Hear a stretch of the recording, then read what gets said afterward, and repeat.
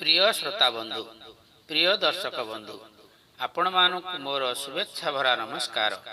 मु बटकृष्ण स्वाई अवसर प्राप्त प्रधान शिक्षक रामदासपुर उपरा विद्यालय।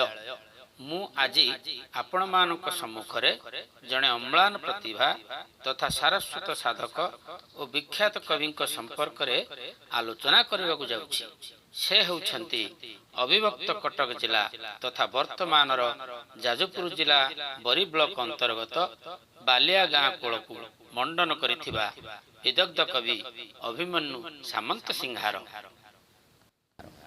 से 1760 मसीहा फेब्रुआरी मास 23 तारिख माघ मास सप्तमी तिथि रे जन्म ग्रहण करथिले।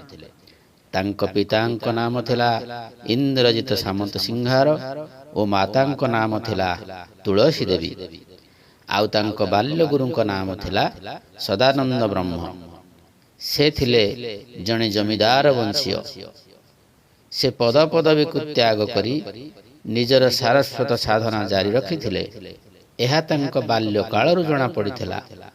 तुलसी दुई पत्रु बासिला परी पाठ पढ़िला बेले से लिखिथिले करमंगा गछ छाई गो बोले हूँ गो करम जाहार सफल होइब करम जाहार सफल होइब कृष्णकुल भीव सेही गो बोले हूँ गो। परवर्ती समय रे से रचना करिथिबा बाघ गीत, चढ़ैया गीत, प्रीति चिंतामणि, सुलक्षणा, रसवती, प्रेम तरंगिणी तथा विदग्ध चिंतामणि थिला अन्यतम। से थिले एकाधार रे कवि, भक्त और दार्शनिक। तांक रचनावली मानकरे गौड़ीय चिंताधारा प्रतिमान हुए। विदग्ध चिंतामणि काव्य रे 96टी छंद रहिछि। केही केही एहाकू असंपूर्ण काव्य बोली कहिथांती।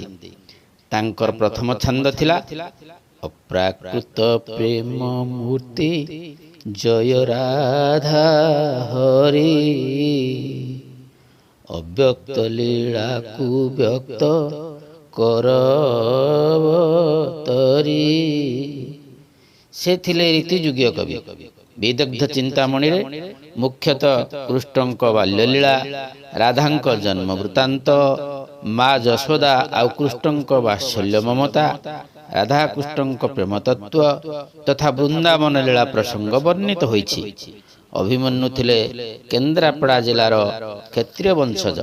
तांकर पूर्वपुरुष केन्द्रापड़ा जिलार बासिंदा थिले।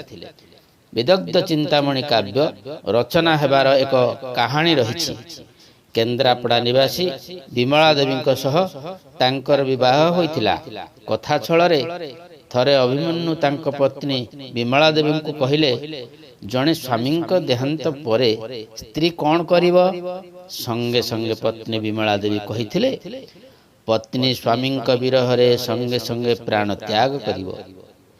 एई कथा को परीक्षा करिवा को किछि दिन अंते थरे शांते जंगल को तांक बारिक को नेई गले। सेठारु बारिक को घर को पठाइले। कहिले तू तो जामापटा को चिरी देई जा शांताणी को कांदी कांदी कहबू आम शांतों को बाघ खाई देछि। बारिक शांतों को आदेश पाई शांताणी को पाख को गले। शांताणी द्वार देश छिड़ा होई शांतों फेरिया बाट को अपेक्षा करिथिले।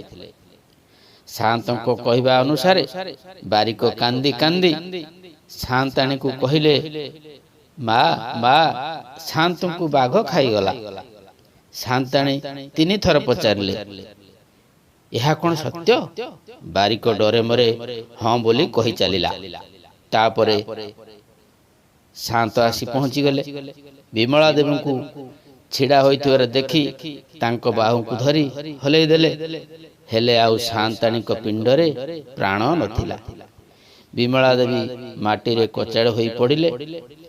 तापर अभिमन्यु भावगद गद होई विरह वेदनारे बसीभूत होइथिले।